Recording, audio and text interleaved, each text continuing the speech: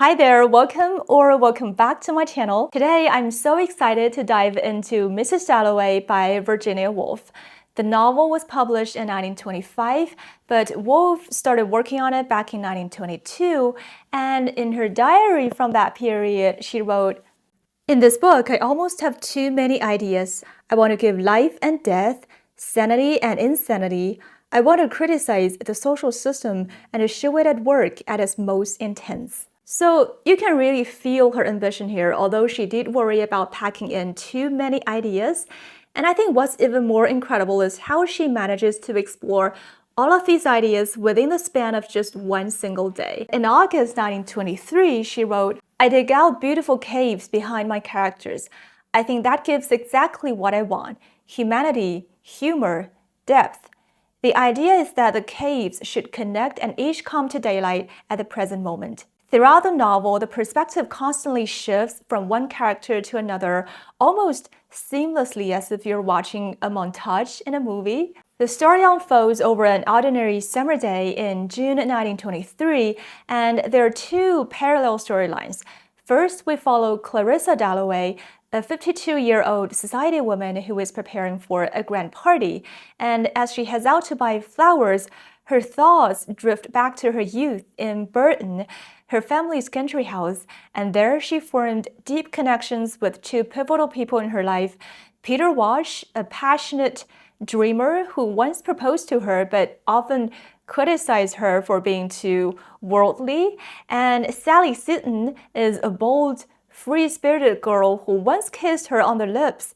And that was the moment which Clarissa describes as the most exquisite moment of her whole life. When Clarissa returns home, she's surprised by an unexpected visit from Peter Walsh, who has just returned to London after 5 years in India.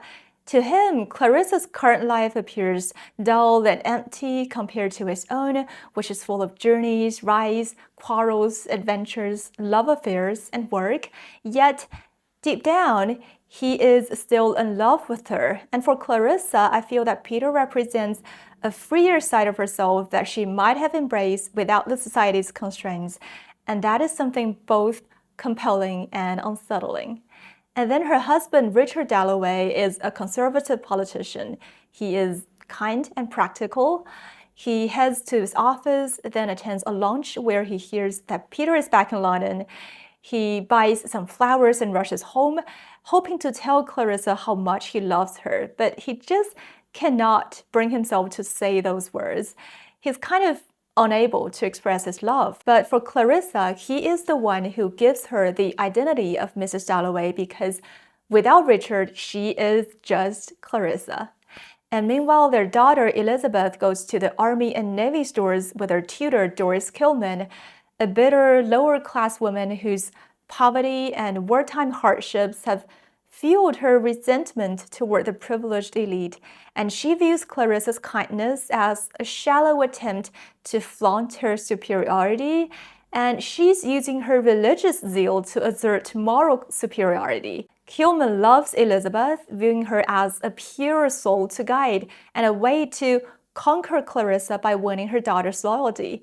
And Clarissa, on the other hand, views Miss Kilman as a monster. She feels this woman has taken her daughter from her.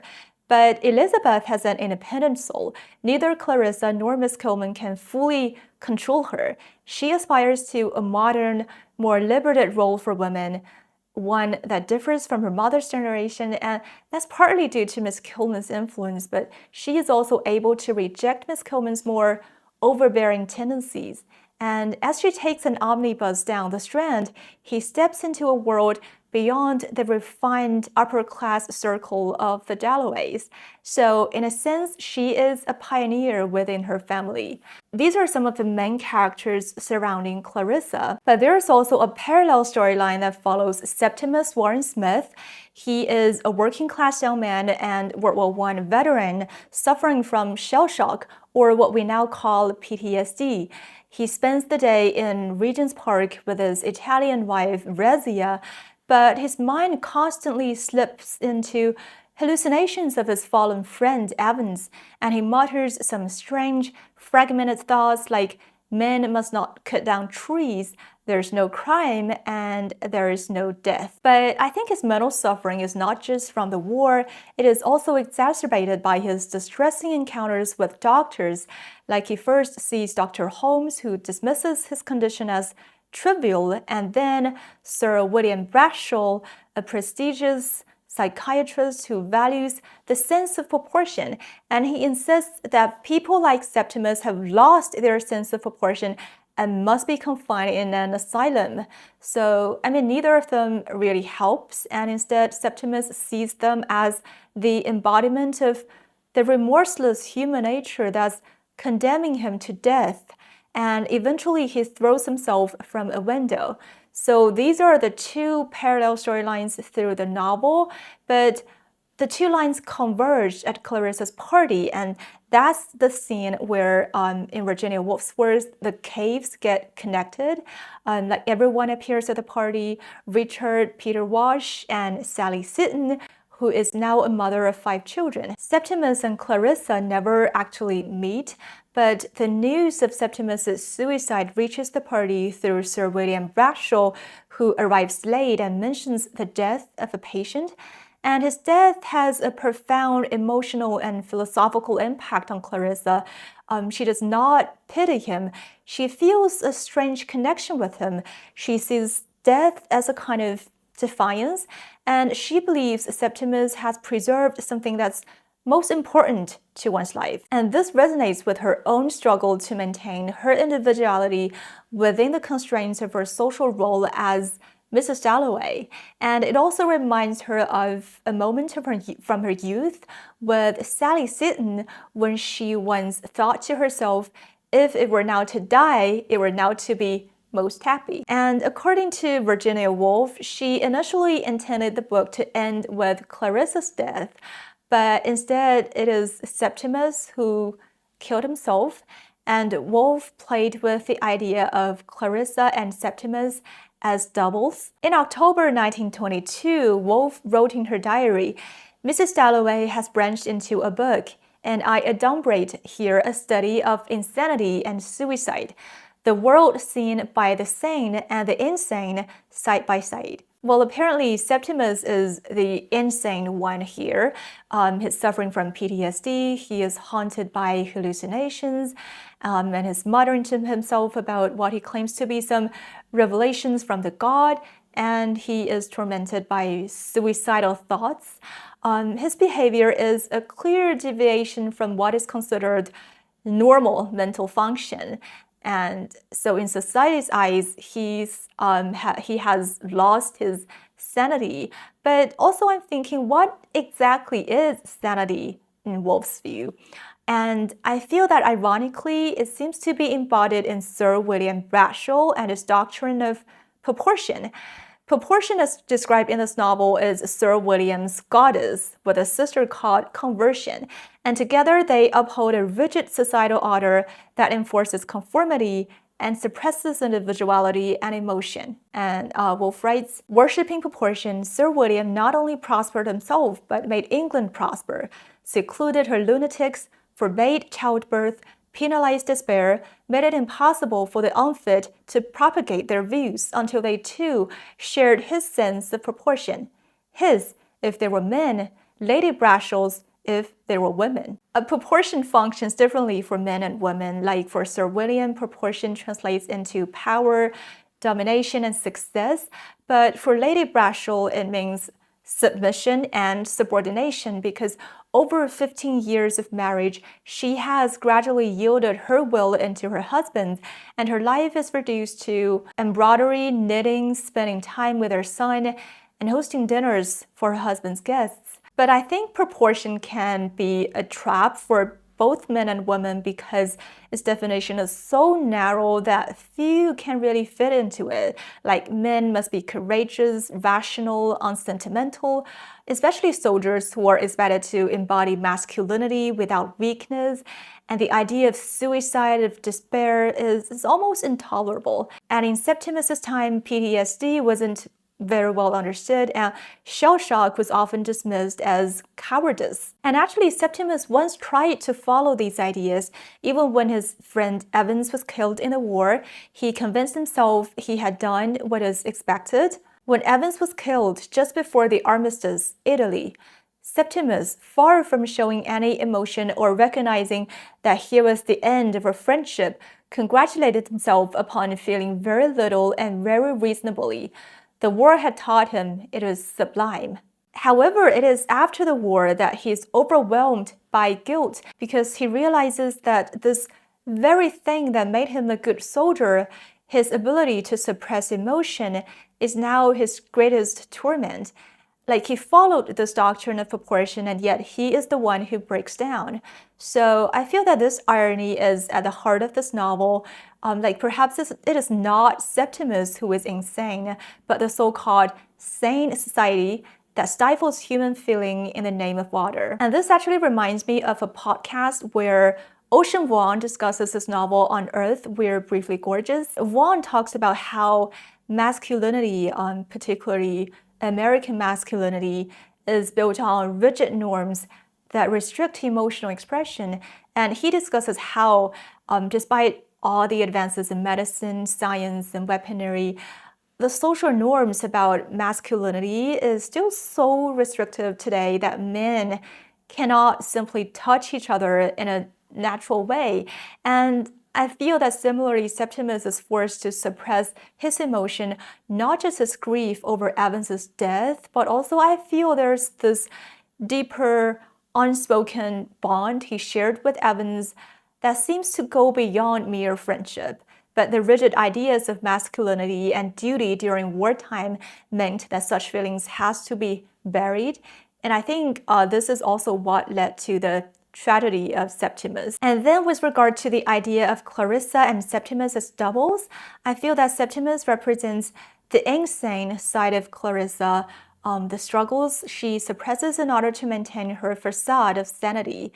And in many ways, Clarissa's life mirrors that of Lady Bradshaw. She too plays the perfect society hostess, throwing parties, being Mrs. Dalloway, and she actually takes pleasure in it. Like, she loves the small, fleeting details of life, such as the sweetness of flowers, the rush of air on her skin, the jangle of the cars. And Woolf wrote, what she loved was this here, now in front of her. But I think maybe these are just some distractions or just ways to feel real and mask the existential emptiness underneath. Like, Septimus feels the same sort of realness and substance when he and his wife make a hat together, which temporarily pulls him away from the abstract horrors that torment him. But ultimately, I think these are just self-deception. This isn't really the life Clarissa truly wanted. In her youth, she and Sally Seton spent hours talking about life, dreaming about reforming the world, embracing the socialist ideas like abolishing private property. But now she is a housewife married to a conservative politician, and he is kind of absorbed into this very system that she once wanted to dismantle. And like Septimus, Clarissa has had to suppress part of herself to conform to social expectations. And the difference is just that while Septimus's breakdown is visible, Clarissa's is more internalized. It's concealed beneath her carefully maintained sense of proportion. And that is why when she hears of Septimus's suicide at her party, she doesn't simply see it as a tragedy, but as an act of defiance. And I think Clarissa and Septimus share a similar perspective on life and death. They both view personal existence as part of something larger. And Clarissa reflects on this as she walks through London. And by the way, these are my favorite lines in this novel. Did it matter that she must inevitably cease completely? All this must go on without her. Did he resent it, or did it not become consoling to believe that death ended absolutely? But that somehow in the streets of London, on the ebb and flow of things, here, there, she survived, Peter survived, lived in each other. She being part, she was positive, of the trees at home, of the house there, ugly, rumbling on to bits and pieces as it was, part of people she had never met, being laid out like a mist between the people she knew best, who lifted her on their branches as she had seen the trees lift the mist, but it spread ever so far, her life, herself. So she's viewing death as part of her larger cycle instead of an absolute end. Like after death, you continue to live on in the memories of others, you continue to be part of the nature, just in a different way. And this idea finds a striking parallel in Septimus's thoughts. Leaves were alive, trees were alive, and the leaves being connected by millions of fibers with his own body. There on the seat, fanning up and down. When the branch stretched, he too made that statement. They both perceive trees as a symbol of an everlasting life force, or as a natural continuity that outlasts individual existence. Their contemplation of death is also reflected in their references to Shakespeare, particularly the lines from Cymbeline. Fear no more the heat of the sun, nor the furious winter's rages. These words come from a funeral song in a plot where Cymbeline's daughter, Imogen, is believed to be dead, and both Clarissa and Septimus frequently recall these lines throughout the day. And actually the lines that follows goes like, "Thou thy worldly task hast done, home art gone, and ta'en thy wages. Golden lads and girls all must, as chimney sweepers, come to dust." I think both Clarissa and Septimus find some sort of comfort in these lines. The idea that death can be a form of rest and relief, and also the great equalizer, like no matter how bright, youthful, or noble one might be, all must eventually return to dust. And death erases social distinctions, and furthermore, death is a kind of liberation from power, oppression, and suffering. And I think Shakespeare also serves as a symbolic thread connecting Clarissa and Septimus. It represents some sort of idealism that's at odds with the pragmatism British society. For example, Richard Dalloway dismisses Shakespeare's sonnets, saying that no decent man ought to read them because it is like listening at keyholes. And even Peter Walsh finds it unacceptable for Clarissa to marry a man with such a view of literature. And also Septimus loved Shakespeare before the war, and he even went to war to save an England which consisted almost entirely of Shakespeare's plays. However, after the war, she can no longer find beauty in Shakespeare's works, and he concludes that Shakespeare loathed humanity. So, I mean, this is a reflection of his own emotional devastation as something once so central to his identity, and his ability to perceive beauty and love has been stifled. And finally, I want to talk about time because I think that is obviously a very important element in this novel. The working title of this book was actually The Hours, and throughout the day we hear the chimes of Big Ben, which serves like a constant reminder of the passage of time. And this is in contrast with the more subjective, fluid experiences of time that resides in the characters' minds. Like when Clarissa opens the door of her house in Westminster, her memory leaps back to the time she spent in Bourton, so you can almost feel time stretching and folding in on itself. But also, in the introduction to this edition, Elaine Showalter offers an insightful interpretation that I had never considered before, but find really interesting to explore. She suggests that the striking of Big Ben can be seen as an analogy for the female life cycle, or what we would now call biological clock, because during Woolf's time, menopause was sometimes referred to as the little death for women, and it was a condition to be dreaded and feared as much as insanity. And that is why Clarissa feels that now that there's no more marrying, no more having children, her body has become invisible, almost as if it has ceased to exist. I think that makes a lot of sense, and I feel that perhaps Clarissa is also fighting against this societal expectations that define her worth and existence based on youth and fertility, and she's trying to reclaim her value beyond these limits. And that's pretty much all I wanted to share about Mrs. Dalloway, but of course there's still so much to explore, so feel free to share your thoughts in the comments below.